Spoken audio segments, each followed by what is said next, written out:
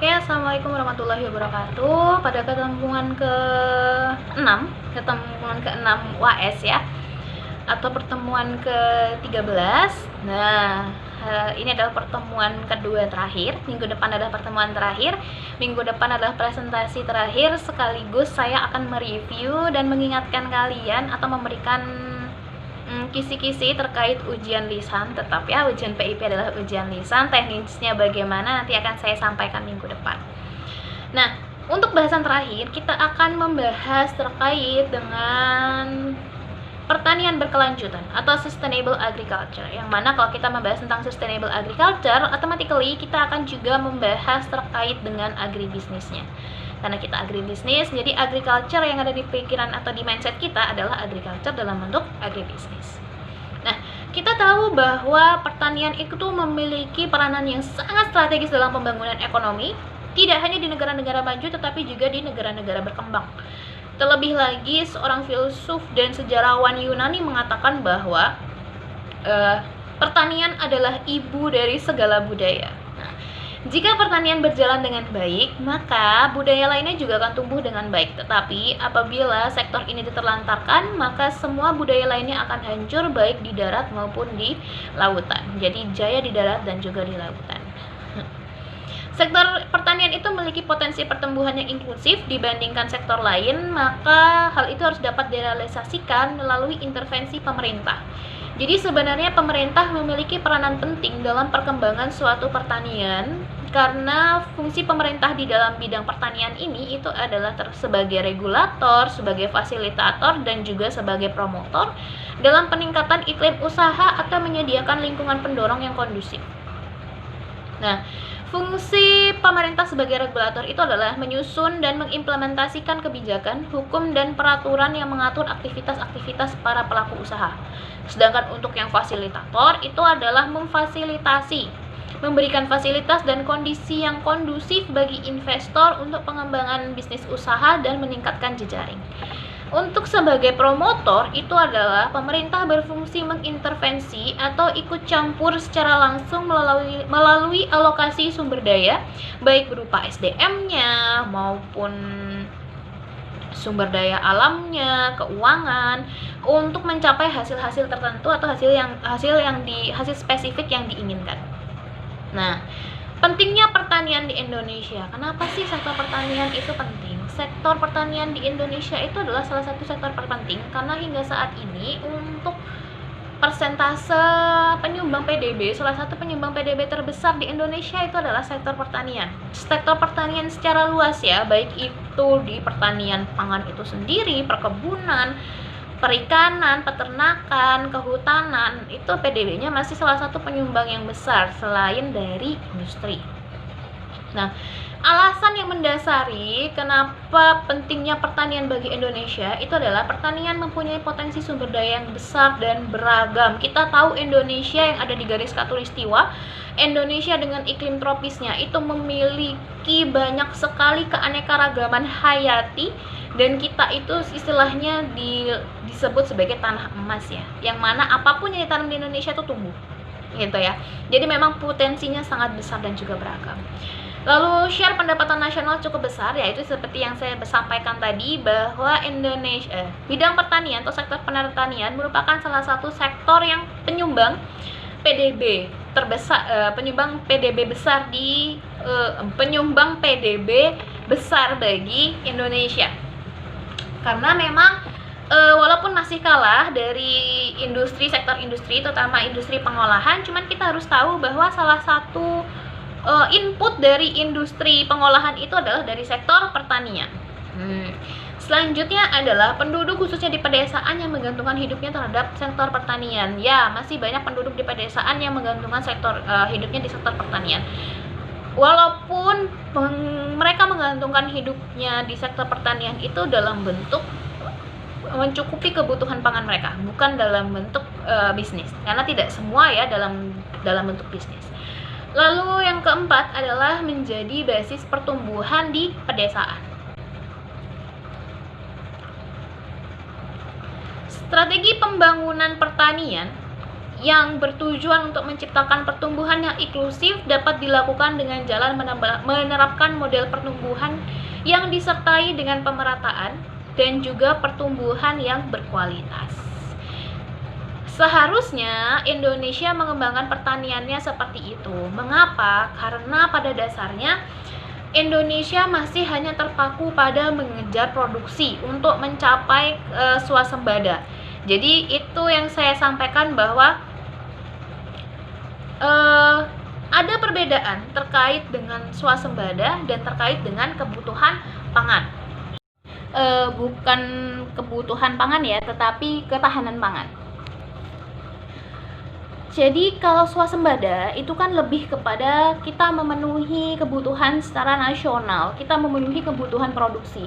Tetapi kalau ketahanan pangan itu adalah mencukupi pangan di setiap lapisan masyarakat. Sehingga apa? Tercapailah yang namanya availability-nya ada, ketersediaannya ada. Semua lapisan masyarakat itu bisa mendapatkan komponen atau bisa mendapatkan komoditas itu dengan harga yang memang dapat mereka jangkau. Nah, di Indonesia sendiri itu masih menggunakan istilahnya dalam artian mereka masih mengejar terkait produksinya, bukan ketahanan pangannya. Sebenarnya banyak pengambil kebijakan itu sadar bahwa sektor pertanian itu strategis, tetapi sayangnya implementasinya itu tidak sesuai dengan yang diharapkan. Karena apa? Karena biasanya di negara-negara berkembang seperti Indonesia itu masih belum serius memperhatikan sektor pertanian sebagai suatu sumber daya yang dapat meningkatkan usaha atau suatu sumber daya yang memang bisa diindustrialisasi. Jadi agroindustrinya itu berbeda dengan perkembangan agroindustri kita, itu tidak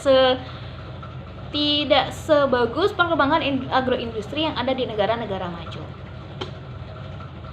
Nah, terbukti adalah sektor pertanian itu belum mendapatkan perhatian yang selayaknya. Dalam artian, coba kita lihat deh perkembangan apa sih yang paling banyak di Indonesia akhir-akhir ini.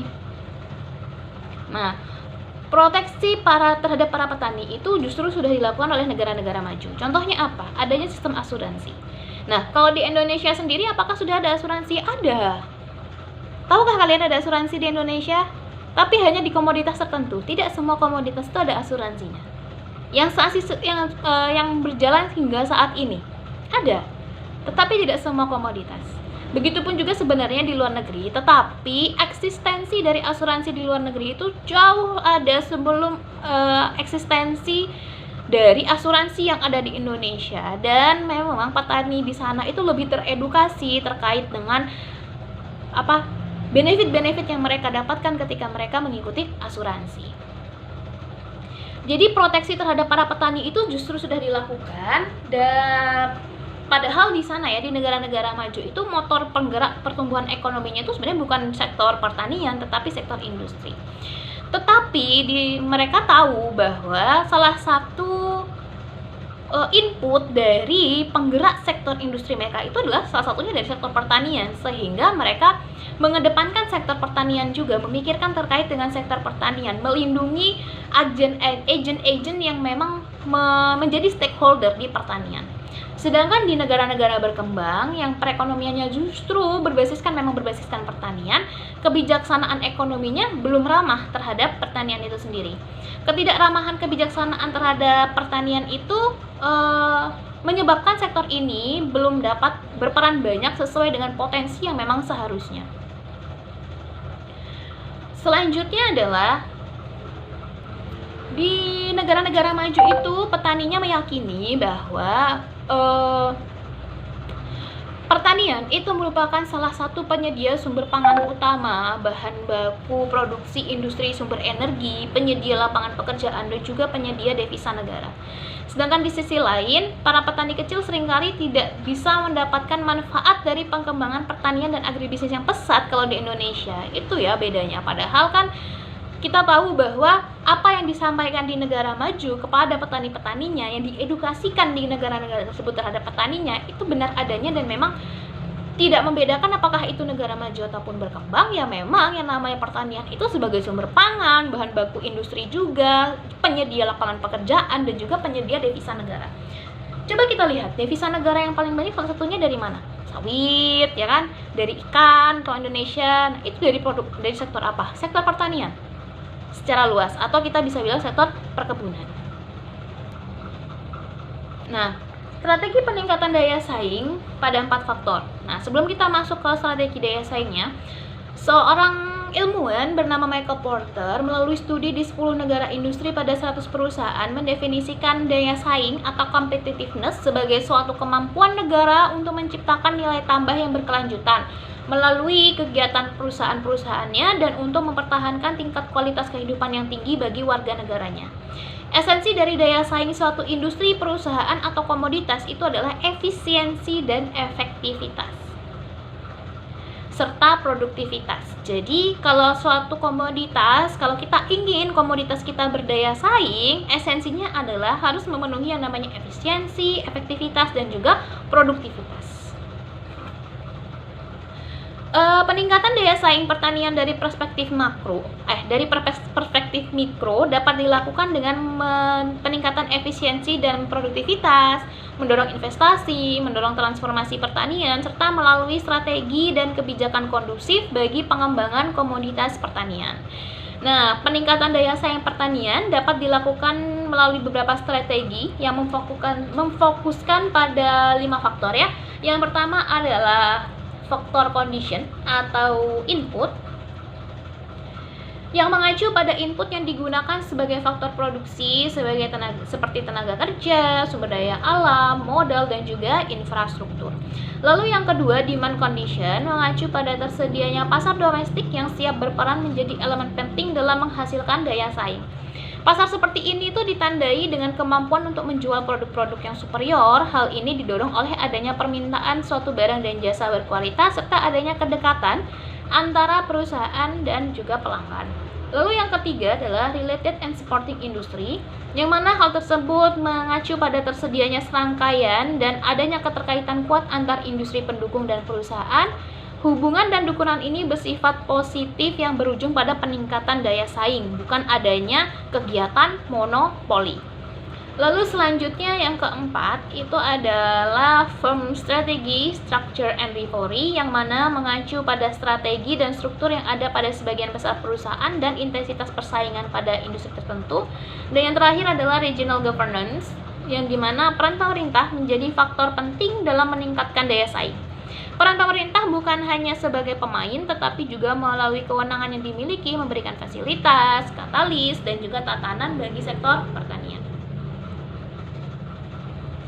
Sehingga apa? Sehingga berdasarkan berdasarkan strategi-strategi tadi, pokok-pokok kebijakan yang kondusif yang bisa diterapkan atau pokok-pokok yang bisa disusun terkait dengan masalah dan penyebab tadi yang disampaikan di awal itu adalah yang pertama, kebijakan-kebijakan yang ditujukan untuk mengurangi distorsi pasar.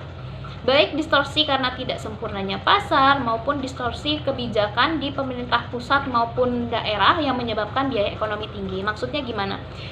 Ketidaksempurnaan pasar biasanya kan kalau kita mengharapkannya pasar itu dalam bentuk pasar persaingan sempurna.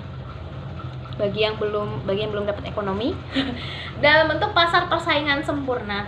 Jadi yang mana di sana setiap produsen itu bebas untuk keluar masuk pasar, yang mana harganya juga rata atau sama lah ya, setiap produsen mematok harga yang sama, tidak adanya monopoli, informasi itu juga lancar. Itu adalah tidak adanya distorsi pasar atau tidak adanya pasar yang sempurna.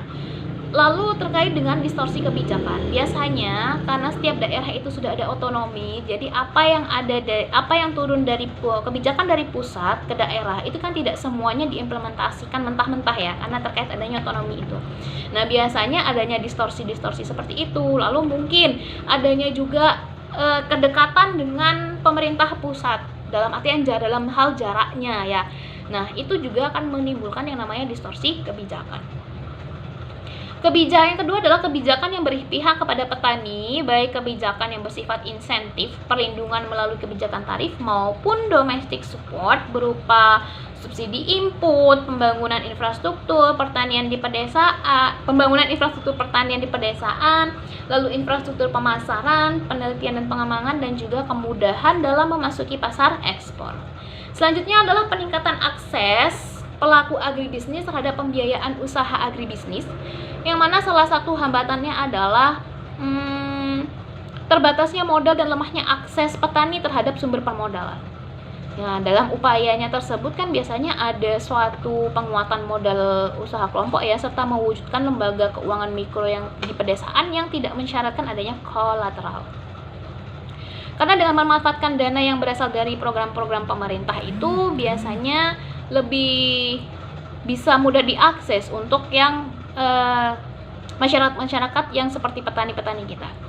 Hal ini juga disertai dengan kegiatan pengembangan kelembagaan petani, yang mana kelembagaan kita yang sudah kita bahas ya sejak di pertemuan pertama, bahwa kelembagaan kita masih lemah karena sifat individualis ataupun tidak adanya kaderisasi ya di suatu kelembagaan pertanian, dan juga peningkatan kualitas SDM petani, baik itu petani secara individual maupun petani dalam kelompok.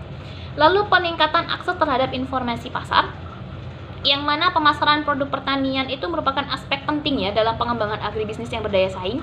Karena dengan demikian, guna mengembangkan usaha agribisnis perlu ditempuh kegiatan-kegiatan yang mendorong peningkatan pemasaran produk pertanian, baik itu produk pertanian yang mentah maupun yang sudah olahan maupun yang setengah jadi.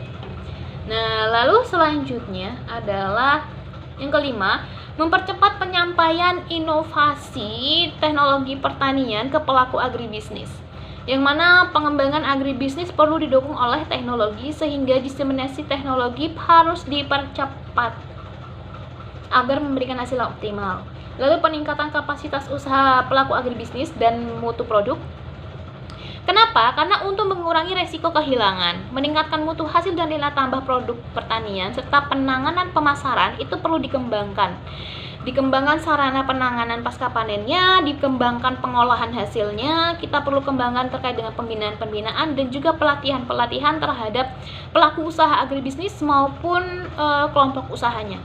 Lalu yang terakhir, penguatan lembaga penyuluh pertanian, yang mana dalam rangka revitalisasi penyuluh, kegiatan diarahkan pada pengembangan dan pemantapan lembaga penyuluh, pelatihan dan pendampingan, penumbuhan tenaga penyuluh, perbaikan metode penyuluhan, dan juga di tingkat pedesaan itu perlu dikembangkan adanya Village Center for Agribusiness yang merupakan pusat pelayanan informasi dan teknologi.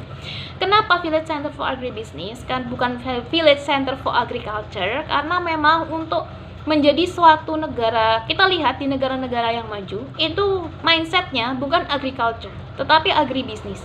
Nggak usah jauh-jauh sampai ke Amerika ataupun Jepang, kita lihat saja Vietnam ataupun Thailand.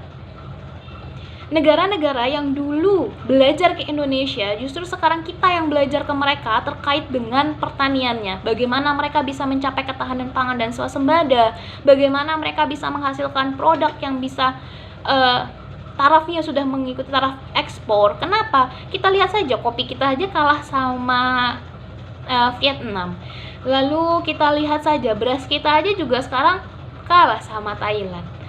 Kalau kita lihat juga kelapa sawit, kita hanya menang dalam segi produksi, tetapi produktivitas kita kalah dengan Malaysia. Padahal Malaysia lahannya jauh lebih kecil daripada lahan di Indonesia. Itulah kenapa yang harus kita tanamkan itu adalah terkait dengan agribisnisnya, bukan terkait dengan agriculture-nya. Karena agriculture itu sudah mendarah daging di petani kita. Petani kita sudah tidak perlu diajari lagi terkait agriculture, tetapi mereka harus perlu diberikan motivasi terkait dengan agribisnis. Salah satunya itu tadi, tidak hanya mengembangkan di budidayanya dengan teknologi, tetapi juga pengembangan hulunya dan juga terkait dengan pengembangan hilirnya. Bagaimana mereka mau untuk mengolah bahan-bahan tersebut menjadi bahan-bahan yang memang lebih bernilai tambah. Bukan hanya nilai tambahnya bukan hanya dari pengolahannya saja, tetapi mungkin dari penyimpanannya. Mereka sudah mulai melakukan grading, barang-barang yang dijual itu sudah dicuci bersih. Itu salah satu bentuk dari nilai tambah. Selanjutnya, terkait dengan sustainable agriculture yang melalui pendekatan dari agribisnis. Kenapa sih harus melakukan pendekatan dari agribisnis? Kita tahu bahwa agribisnis itu kan suatu sistem yang terintegrasi, yang mana setiap kegiatannya itu saling berkesinambungan dan saling berhubungan. Nah, suatu negara yang maju, seperti saya bilang tadi, justru negara-negara yang maju itu mindsetnya bukan agriculture ya, tetapi agribisnis. Kenapa? Karena di sana berdasarkan data yang diambil dari, kita lihat GDP-nya, bahwa semakin maju suatu negara, yaitu lihat dari data pendapatan per kapitanya, maka sumbangan relatif sektor agribisnis yang bergerak di bidang agro manufacturing dan agro service itu juga semakin besar. Jadi ketika kita melihat bahwa agroindustri yang bergerak di agroindustrinya itu semakin besar, itu justru yang bergerak di sana adalah agribisnisnya. Sehingga apa? Sehingga sektor pertanian ini bukan justru kita tinggalkan, tetapi harus kita tuntut untuk lebih maju lagi. Karena apa? Karena inputnya dari sektor pertanian. Kalau kita lihat terkait dengan agro manufacturing, itu kan terkait dengan pemenuhan di bagian off farm-nya. Agro service itu adalah terkaitan dengan pemenuhan dari segi hilirnya, ya kan? Nah, maksudnya seperti itu. Karena baik negara maju maupun negara berkembang, nilai tambah terbesar dalam sektor agribisnis ternyata di bagian hulu dan hilirnya, bukan di on farm-nya, yaitu yang bergerak di agro manufacturing dan agro service. Sumbangan relatif industri dan jasa pertanian jauh melampaui sumbangan relatif sektor pertanian bagian produksi atau budidaya dalam GDP.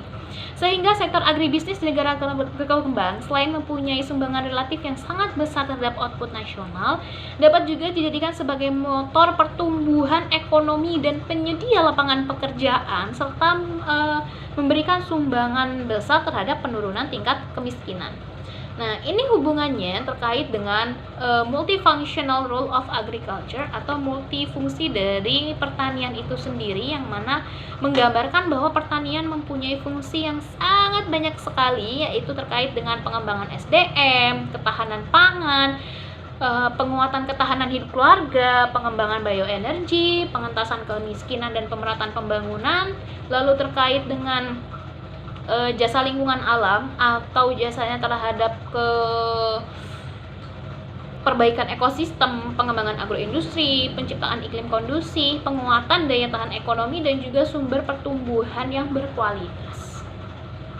Nah, pada dasarnya fungsi-fungsi tersebut akan berjalan dengan baik apabila didukung oleh perangkat hukum agar diimplementasikan dengan baik.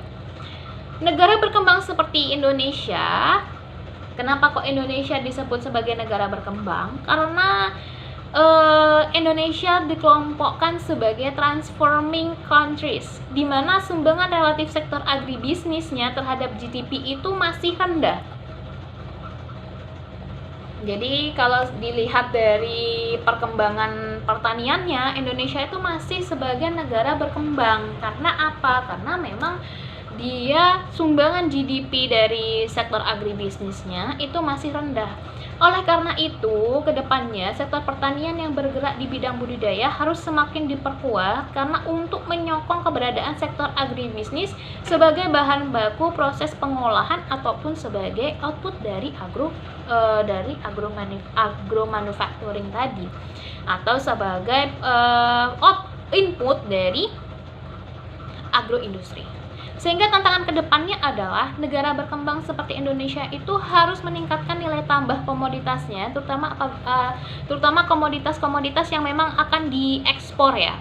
Karena dengan lebih banyak mengekspor produk pertanian yang sudah dalam bentuk olahan, dan ekspor komoditas pertanian tidak lagi didominasi oleh bahan baku.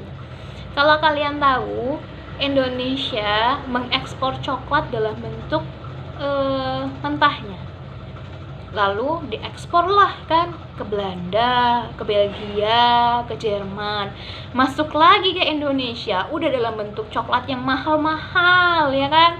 Ya, coba kalian lihat coklat-coklat yang ada di es krim, ya macam lah coklat yang paling saya nggak tahu yang coklat paling enak apa di dunia, karena saya belum pernah. Mentok-mentok saya makannya Ferrero Rocher doang. Ya, Ferrero Rocher, Silver Queen, gitu kan, Cadbury, nyebut merek kan saya akhirnya. Atau kita makan Magnum yang katanya Belgian coklat, coba deh ditanya, bahan baku coklatnya dari mana sih? Bukan coklatnya ya, bahan bakunya. Input sehingga mereka bisa menciptakan coklat yang enak itu tuh dari mana? Gitu. Itu ya kenapa Indonesia masih disebut negara berkembang kalau kita lihat dari pertaniannya. Nah, salah satu yang bisa dikembangkan untuk suatu pembangunan pertanian yang berkelanjutan adalah dengan cara meningkatkan daya saing dalam bentuk menggunakan model klaster. Nah, klaster ini dapat diartikan sebagai pusat aktivitas komoditas atau industri tertentu dalam suatu wilayah yang biasanya berwujud suatu kawasan yang beroperasi di sana sekelompok perusahaan-perusahaan. Nah, salah satu ciri penting kawasan ini ialah tumbuhnya perusahaan yang menggunakan teknologi lebih maju, berkembang spesialisasi proses produksi pada perusahaan tersebut, dan kegiatan ekonomi perusahaan tersebut yang saling terkait dan saling mendukung. Jadi ada suatu kawasan wilayah tertentu di situ dan semuanya itu kegiatan agribisnis di sana ada, mulai dari hulu sampai hilir, dan juga didukung oleh supporting course itu ada di sana. Perusahaan-perusahaan terkait perusahaan agro manufacturing, agro service, atau agro industri pengolahan itu ada. Itu adalah salah satu bentuk dari model cluster. Kita biasa menyebut manfaat pemusatan ini sebagai economies of localization. Kenapa? Kita tahu bahwa salah satu sifat dari agribisnis itu adalah memberdaya gunakan yang namanya sumber daya lokal. Kenapa? Kalau kita berbicara terkait dengan agribisnis, saya lupa, saya sudah menyampaikan atau belumnya di awal. Kalau kita berbicara terkait dengan agribisnis, itu kita berbicara terkait dengan kearifan lokal. Agribisnis itu tidak menuntut untuk ketika suatu daerah memang dia komoditas yang ada adalah jagung, maka yang dikembangkan itu adalah jagung. Bukan karena adanya suatu kebijakan, bukan karena adanya suatu tuntutan untuk swasembada maka harus diganti padi, tidak. Agribisnis tidak bersifat seperti itu. Itulah maksudnya dari kenapa tadi suatu bentuk dari model cluster ini adalah suatu bentuk dari peningkatan daya saing dari suatu agribisnis, yang mana manfaatan pemusatan ini sering disebut dengan economies of localization atau ekonomi lokal. Karena memang sumber daya yang dikembangkan di sana itu adalah sumber daya lokal. Seperti yang saya pernah sebutkan, model cluster yang seperti yang dirancang oleh yang di Pamekasan, inginnya kan adanya suatu model cluster ya, wilayah cluster dari sapi. Nah, yang dikembangkan di sana adalah sapi, bukan kambing, bukan unggas. Karena apa? Karena sumber daya lokal yang ada di sana yang memang bagus itu adalah sapi, dan sapinya adalah sapi Madura, bukan sapi campuran dengan limusin atau sapi-sapi Jawa lainnya. Itu maksud dari economies of localization yang memang mendukung dari pengertian dari agribisnis sendiri yang menuntut adanya suatu kearifan lokal. Jadi kalau memang di suatu wilayah tersebut memang berkembangnya adalah suatu komoditas itu, tidak dipaksakan untuk harus menanam atau membudidayakan komoditas lain. Yang dikembangkan ya komoditas yang ada di sana, itu lebih bagus dibandingkan kita harus mengintervensi, harus mengembangkan komoditas lainnya untuk swasembada atau peningkatan produksi. Karena di sana tidak akan jalan terkait dengan model cluster ataupun agribisnisnya. Nah, klaster dapat berupa kawasan tertentu, baik sebuah kota sampai wilayah yang lebih luas lagi, dan bahkan bisa berupa wilayah lintas negara. Nah, menurut Porter, kriteria geografis terletak apakah efisien atau tidak jarak ekonominya atau jarak antar wilayahnya, dan terwujudkah aktivitas tersebut tersebut menguntungkankah atau tidak aktivitas tersebut. Nah, manfaat pendekatan klaster sendiri adalah klaster itu dapat mengurangi biaya produksi sehingga meningkatkan daya saing. Dengan lokasi yang berdekatan antar kelompok usaha dan lembaga terkait dapat menciptakan efisiensi waktu dan juga biaya. Lalu adanya spesialisasi kegiatan, peningkatan nilai tambah dalam industri, baik itu menghasilkan output dengan kualitas yang lebih baik, lalu juga terciptanya hubungan sosial antara pelaku usaha serta mudahnya akses informasi dan teknologi. Lalu selanjutnya adalah tumbuhnya usaha baru di kawasan tersebut, baik itu di bidang finansial, transportasi maupun usaha-usaha lain. Dan juga pendekatan klaster ini merupakan pendekatan yang komprehensif, terkoordinasi dan efisien dalam mendorong pengembangan perekonomian wilayah. Karena kan ini kita melihatnya dari economies of localization ya. Jadi yang memang sudah turun-temurun dibudidayakan di sana itu dikembangkan. Itu kan lebih mudah daripada kita memasukkan komoditas yang baru, mereka harus belajar lagi, mereka harus beradaptasi lagi. Nah, ini adalah faktor-faktor yang mempengaruhi keberhasilan dari model cluster. Faktor kuncinya itu antara lain adalah terciptanya jejaring atau networking, yang mana terciptanya kemitraan dan jejaring ini ditandai adanya suatu kerjasama antar perusahaan yang merupakan hal penting karena tidak hanya untuk memperoleh sumber daya namun juga fleksibilitas dan proses pembelajaran bersama antar perusahaan. Lalu yang kedua adanya inovasi, riset dan juga pengembangan, yang mana inovasi secara umum berkenaan dengan pengembangan produk atau prosesnya, sedangkan riset dan pengembangan berkenaan dengan pengembangan ilmu pengetahuannya. Lalu tersedianya tenaga kerja yang handal, yang mana produktivitas SDM merupakan salah satu indikator keberhasilan model cluster. Dengan SDM yang handal, keberadaan modal maupun kelembagaan dapat dijalankan dengan baik. Nah, selain itu yang terakhir adalah penentuan lokasi, yang mana merupakan keputusan yang didasarkan pada perpaduan dari faktor yang mempengaruhi seperti faktor input, biaya, harga faktor lokal, kemungkinan adanya produksi dan substitusi, struktur pasar, kompetisi, dan juga informasinya. Nah, salah satu penerapan model cluster juga melalui sistem pertanian terpadu. Jadi ketika kita membahas model cluster, yang mana di situ ada perusahaan-perusahaan yang berkembang juga di sana, itulah di sana tercipta suatu sistem pertanian terpadu atau integrated farming system. Yang mana sistem pertanian terpadu ini itu dikelolanya itu secara terintegrasi. Namanya juga sistem pertanian terpadu ya. Kenapa sih? Karena dengan sistem pertanian terpadu itu kita bisa menjaga ekosistem secara alami.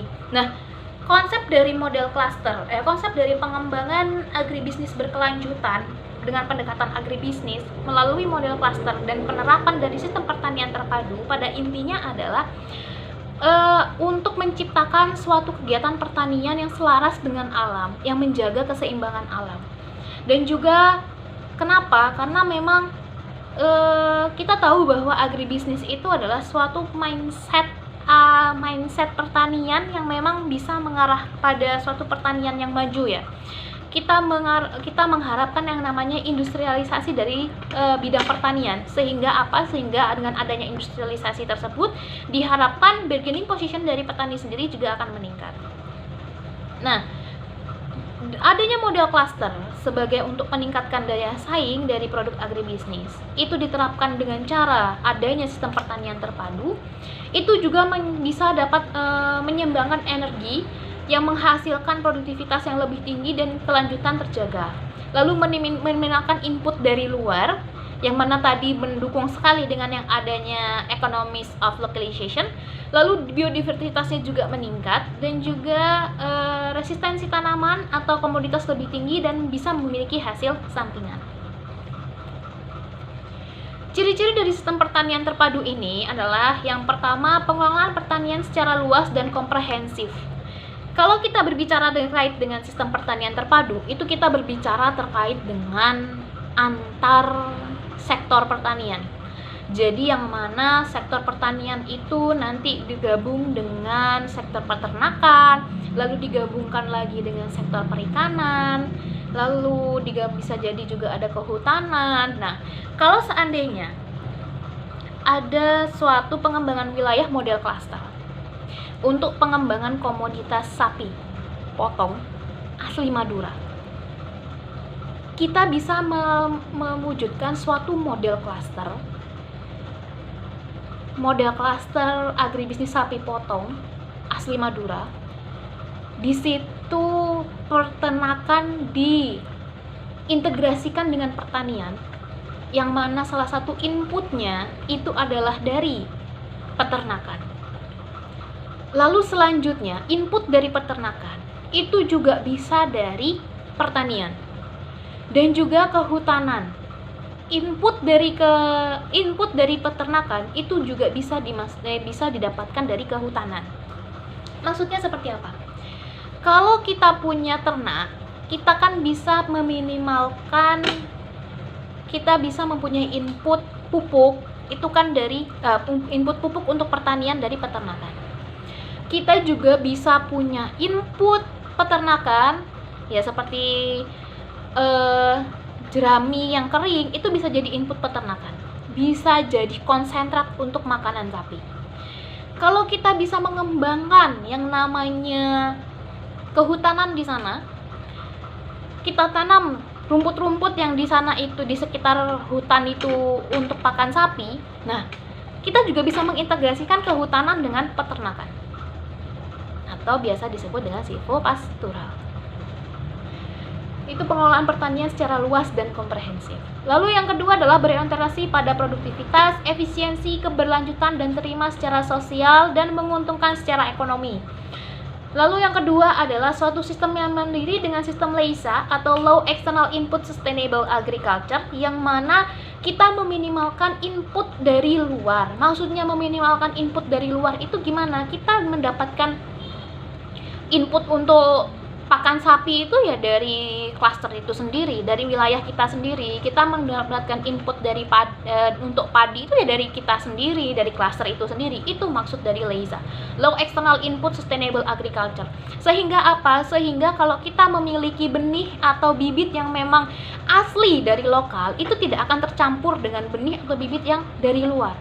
Kita mengembangkan menciptakan daya saing sendiri terkait dengan komoditas kita. Kita mengembangkan komoditas unggul kita itu sendiri.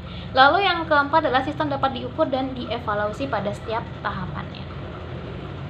Nah, ini contoh dari integrated farming system yang mana di situ menghasilkan food, feed, fuel, dan fertilizer itu jadi satu di integrated farming system. Food, jelas, pangan. Feed, itu adalah untuk pakan. Fuel untuk bahan bioenergi, ya kan? Kan bisa kotoran sapi untuk jadi biogas. Lalu yang fertilizer atau penyubur, pupuk. Sehingga apa? Jadi sehingga key action dari suatu pertanian yang berkelanjutan itu adalah dengan menggunakan pendekatan agribisnis. Lalu kita kita membuat suatu model cluster, yang mana dalam model cluster itu kita menerapkan adanya integrated farming system. Sehingga apa? Sehingga kita akan kita akan achieve atau tercapainya SDGs dari bidang pertanian. Jadi itu ya key actionnya. Jadi ketiga faktor tersebut saling berkesinambungan. Jadi untuk mewujudkan suatu pertanian yang berkelanjutan, kita harus memikirkan dari segi agribisnisnya, bukan hanya dari segi pertaniannya atau agriculture-nya. Lalu kita membuat suatu model cluster, karena memang dengan adanya model cluster ini itu sangat mendukung sekali terkait dengan prinsip dari agribisnis yang memberdayakan kearifan lokal. Karena di model cluster ini itu ada yang namanya economies of localization. Lalu untuk mendapatkan daya saing yang lebih tinggi lagi, kita menerapkan yang namanya integrated farming system atau sistem pertanian terpadu pada model cluster tersebut. Sehingga apa? Sehingga tujuan dari SDGs yang memang ingin dicapai itu bisa achieve atau bisa tercapai. Nah, itu ya terkait dengan pembangunan pertanian berkelanjutan dari segi pendekatan agribisnis dan hubungannya dengan sistem pertanian terpadu. Nah, untuk pertanyaan presentasi sendiri, ada 4 pertanyaan yang harus kalian bahas. Yang pertama adalah, deskripsikan terkait dengan pertanian berkelanjutan dengan pendekatan agribisnis. Yang kedua, deskripsikan terkait sistem pertanian terpadu dan berikan contoh penerapannya di Indonesia dan di luar negeri. Yang ketiga, deskripsikan terkait dengan SDGs. Apa sih yang kalian ketahui tentang SDGs? Lalu, berdasarkan pemahaman kelompok Anda, sebutkan 2 tujuan SDGs yang berhubungan langsung dengan bidang pertanian dan alasannya apa. Oke, sampai di situ perkuliahan kita yang ke-13 secara asinkronus. Apabila ada pertanyaan, silahkan sampaikan pertanyaannya di form pertanyaan. Kurang lebihnya saya mohon maaf. Kita ketemu lagi minggu depan secara sinkronus untuk presentasi, review, dan juga penjelasan terkait UAS. Oke, selamat pagi atau selamat siang. Kurang lebihnya mohon maaf. Tetap jaga kesehatan. Assalamualaikum warahmatullahi wabarakatuh.